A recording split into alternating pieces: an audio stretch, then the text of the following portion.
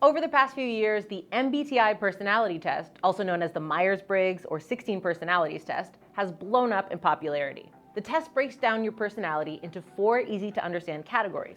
Are you an introvert or an extrovert? Are you more logical or empathy-driven?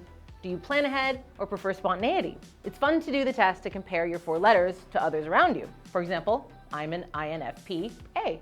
There's only one problem. It's mostly BS.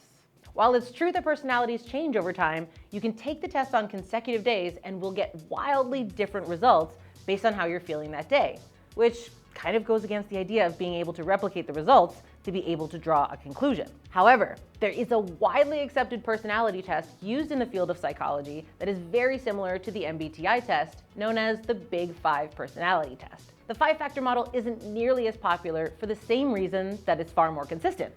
It isn't binary. After all, no person can be broken down into just 4 letters.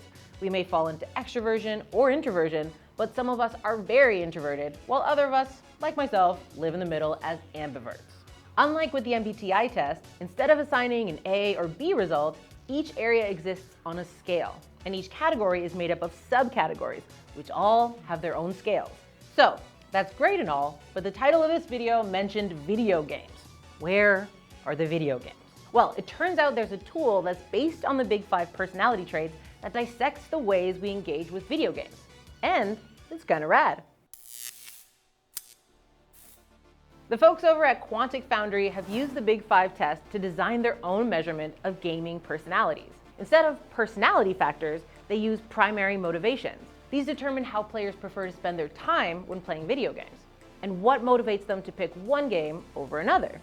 The primary motivations are action, immersion, creativity, achievement, mastery, and socialization.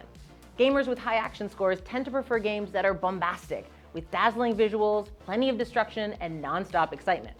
Those who score high in immersion are drawn to experiences with interesting narratives, characters, and worlds, preferring to live in the world of the game instead of just moving through it. For creative-oriented players, customization and experimentation are at the top of the priority list. They like to express themselves through both their play and their in-game design. Achievement hunters want to finish everything in the game, from missions to trophies, but they also want to accumulate items and power. They are true completionists. Players who score high in mastery enjoy a challenge. That could mean tackling games on the highest difficulty level, or choosing games that require careful planning and strategy to outwit their opponent. And social players enjoy playing with others, both competitively and as a community. So, what do these tell us? And what happens if you score high or low in everything? Well, let's take a look at a few examples to see what these categories can reveal. For someone who scores highly in categories like social and mastery, they probably enjoy online competitive games that challenge them to best others. They're able to put their skills to the test against real-world players to see how their skills stack up and see their progress over time. These players probably like games like League of Legends, Valorant, and Battlefield. For someone who scores higher in creativity, though, they're probably drawn to games that allow them to express themselves through the game. Whether that's an RPG like Dragon's Dogma 2 or a sandbox game like Minecraft, experiences that allow players to shape their experience will be more appealing. But players who like Dragon's Dogma and Minecraft don't necessarily overlap. They are very different games. So even though someone's results show they may be creatively motivated, they might be very different from someone with the same primary motivations.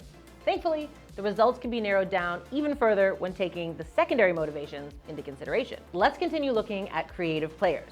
There are 2 subcategories for creative: discovery and design. Players who are high in discovery like to test the limits of a game, seeing what's possible by experimenting with the systems of the game. Games like Minecraft are a perfect example of this. They might ask, what would happen if I dig straight down as far as I can go? Or, what would happen if I trapped 50 pigs and 1 wolf in a glass cube? Not that I would ever do that. For design-motivated players, they're less interested in what the game allows them to do with the systems and more focused on expressing themselves through individuality and customization. Whether that's an in-depth character creator, unique outfits, or decorating the coolest pirate ship on the 7 seas, it's all about personal expression. I could go on for days exploring each primary and secondary category, but it's safe to say that they give plenty of insights into the types of experiences players look for. For players who have high percentages across the board, they'll likely enjoy a broad range of games. But if you're someone who has only 1 or 2 categories that are higher, don't worry. That just means you know what you like. you'll have an easier time finding games that fit your personal taste. All of this breaks down into 9 gamer profiles that combine the primary and secondary motivations to create a broad picture of the type of gamer you are. If you've ever wondered why you love Animal Crossing, but you just can't get into Stardew Valley, your profile can offer some solid clues. Players who love Stardew Valley likely fall into the gardener profile. They prioritize quiet, relaxing games that focus on task completion, allowing them to check boxes off a list. They enjoy collecting items, clear goals, and tight gameplay loops. On the other hand, Animal Crossing can be more popular with bards, especially the older games before crafting became a major component. Bards are players who enjoy self-expression, narratives, and community experiences. They like playing a part in a larger story, while bringing their own personality to everything they do. They might not enjoy the time limits and constraints of Stardew. They prefer hanging out with their villagers, collecting cute outfits, and rocking out with KK Slider. They want to live in a world in real time, developing the relationships organically as opposed to the strict gift system in Stardew.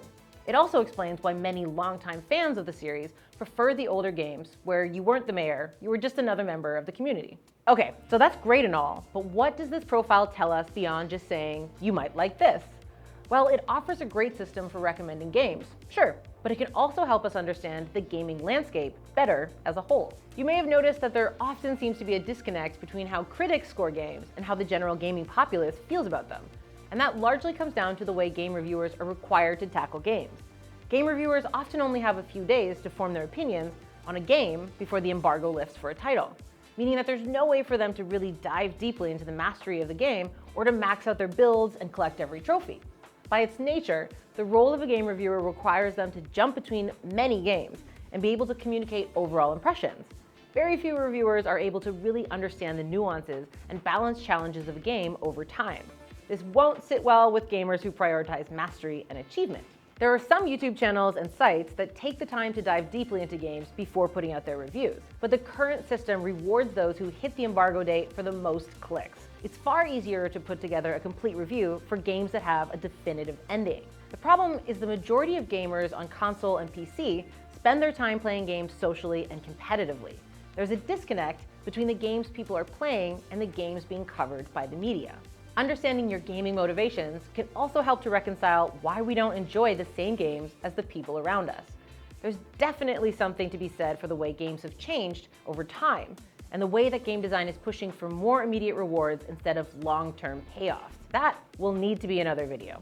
But knowing how we can engage with games can help to resolve frustrations that we might not otherwise understand. Game developers are creating games for people to enjoy, but creating something for as wide a net as possible often ends up creating more frustration than anything. Even the most beloved games won't be for everyone. Baldur's Gate 3 is a great example. It swept the Game of the Year awards in 2023, but we know many people who just couldn't get into it. It's heavy on dialogue, requires careful planning for its combat, takes dozens of hours to play through, and heavily emphasizes romance with party members. There's no quick reflexes needed, little in the way of competitive play, few moment-to-moment rewards, and the graphics aren't exactly going to blow you away at first glance. So when we look at the gamer profiles, there are a lot of players who just won't jive with the game purely because of its approach to gameplay. But for gamers who enjoy this style of CRPG, it's the pinnacle of the genre. Bards are thriving. It's not a perfect system, but it gives us a good snapshot of our gaming motivations and insights into why we love and hate certain games. So the next time you absolutely love a game and want to find more like it, try taking the gamer motivation test. You might just find your next favorite game. Until next time, I'm Sasha, and this is Tech Effect.